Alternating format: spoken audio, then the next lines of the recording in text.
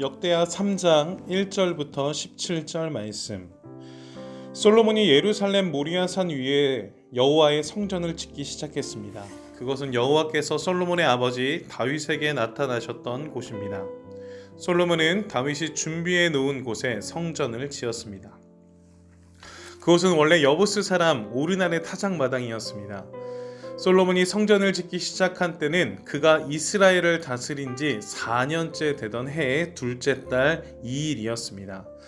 솔로몬이 지은 하나님의 성전의 규모는 이러합니다. 성전은 길이가 60규빗, 너비가 20규빗이었습니다.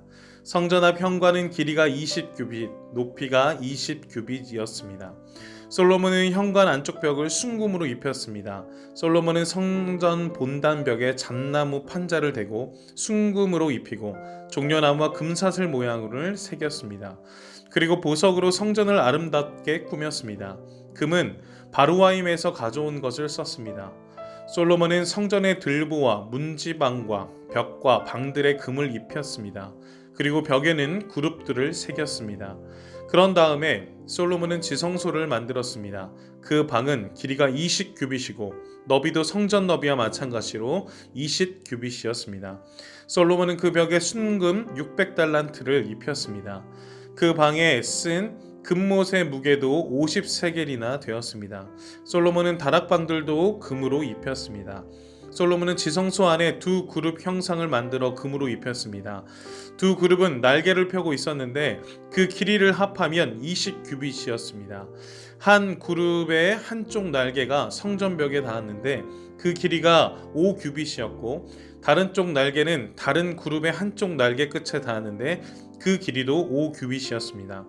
다른 그룹의 한쪽 날개도 성전벽에 닿았는데 그 길이가 5규빗이었고 첫 번째 그룹의 날개 끝에 나머지 다른 쪽 날개가 닿았는데 그 길이도 5규빗이었습니다. 그래서 두 그룹의 날개 길이는 모두 20규빗이 되었습니다. 두 그룹은 본당 쪽을 바라보고 서 있었습니다. 솔로몬은 파란색 실과 자주색 실과 빨간색 실 그리고 값비싼 모시로 휘장을 만들고 거기에 구름 모양을 수놓았습니다. 솔로몬은 성전 앞에 기둥을 둘을 세웠는데 각 기둥의 높이는 35규빗이었습니다. 각 기둥의 위에는 높이가 5규빗 되는 기둥머리가 놓여져 있고 기둥머리를 장식할 둥근 사슬이 만들어져 기둥머리 위에 덮여 있었습니다. 또 석류 모양 100개를 만들어서 둥근 사슬에 달았습니다. 솔로몬은 이 두 기둥을 성전 현관에 세웠습니다. 한 기둥은 남쪽에 세웠고 다른 기둥은 북쪽에 세웠습니다. 남쪽 기둥의 이름은 그가 세우다라는 뜻의 야긴이고 북쪽 기둥의 이름은 그에게 힘이 있다라는 뜻의 보아스입니다. 오늘 본문은 병행 기사로서 열왕기상 6장 7장의 성전 건축 내용을 조금 더 보다 간결하게 설명하고 있는 본문이 바로 오늘 역대하 3장입니다.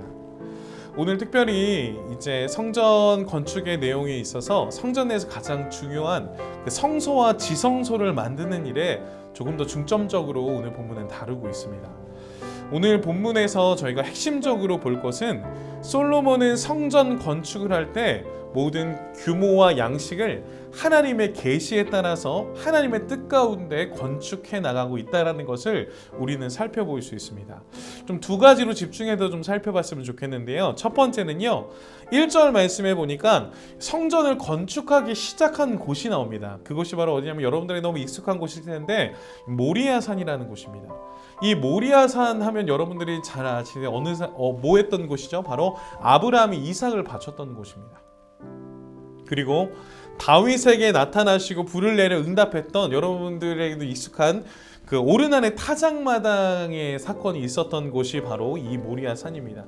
그때 다윗이 이곳을 하나님의 전이다라고 불렀으며 이곳이 하나님의 성전 건축지로 정해질 것에 대해서 이곳에 하나님의 성전을 지을 것에 대해서 이야기를 했었습니다.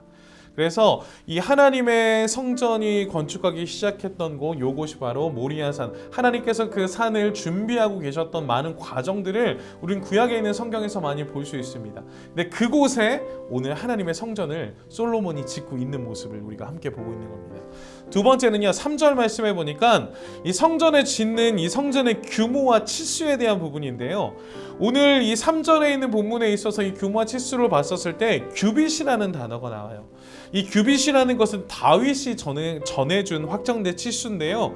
이 규빗은 하나님의 지혜로 주어진 것으로 이것은 변경할 필요가 없는 절대적인 치수, 이것을 규빗이라고 이야기합니다. 그래서 이것을 규빗대로 하고 나면 변경할 필요가 없는 거예요. 절대적인 부분. 그래서 전도서 3장 14절에 보면 하나님의 처음 측량 기준은 끝까지 갈 것이다 라는 말씀처럼 하나님의 절대적인 계획과 하나님의 절대적인 인도함이 있는 것, 이것이 바로 하나님의 치수거든요. 근데 그 치수 가운데 성전 건축이 절대적으로 이루어지고 있다는 것을 우리가 함께 살펴볼 수 있습니다.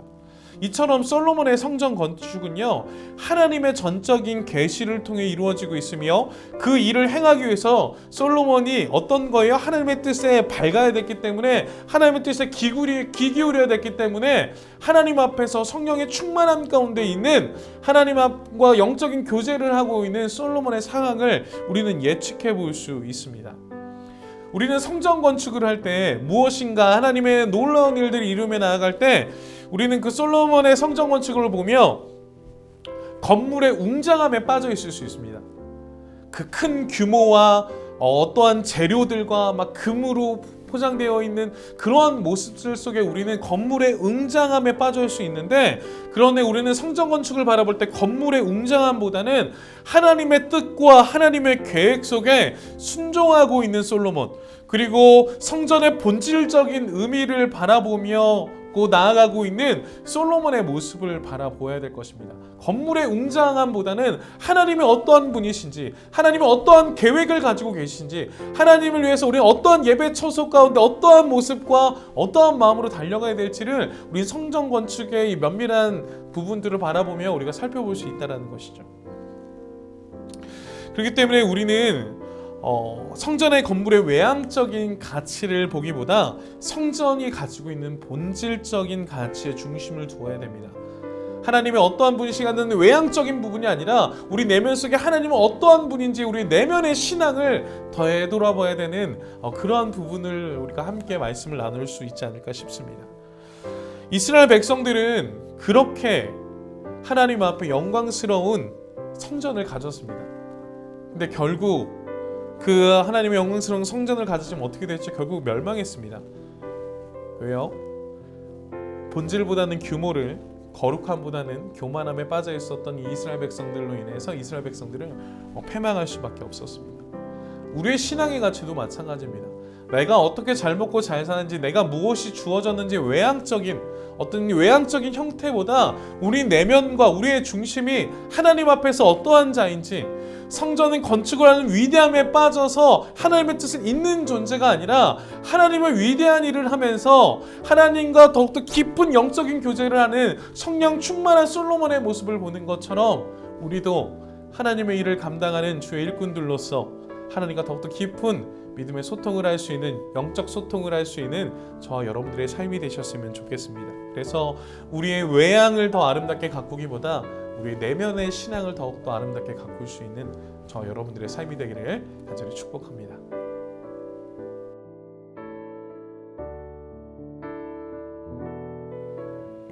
오늘 본문이 잘 이해되셨나요? 말씀을 천천히 다시 묵상해 보시고 질문에 대답해 보아요. 첫 번째, 본문에서 하나님은 어떤 분이신가요? 제목을 정하듯 한 문장으로 정리해 보세요. 두 번째, 느낀 점을 적어 봅시다. 본문에서 느낀 점을 자유롭게 적어주세요.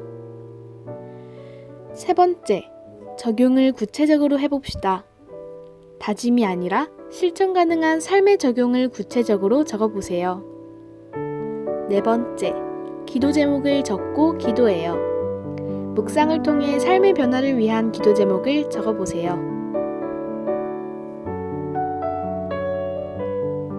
오늘도 말씀과 함께 하루를 시작하고 마무리하는 말씀의 세대가 되어요. 예수로 차지 10미닛이었습니다. 감사합니다.